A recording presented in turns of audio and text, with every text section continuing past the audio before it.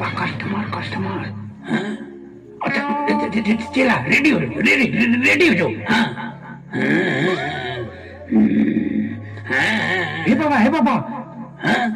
हे बाबा हमरे घर में भूत धरले बा के भूत धरिया के धइले बा हाँ बाबा यही जन धइले आया आवा जय जय मसान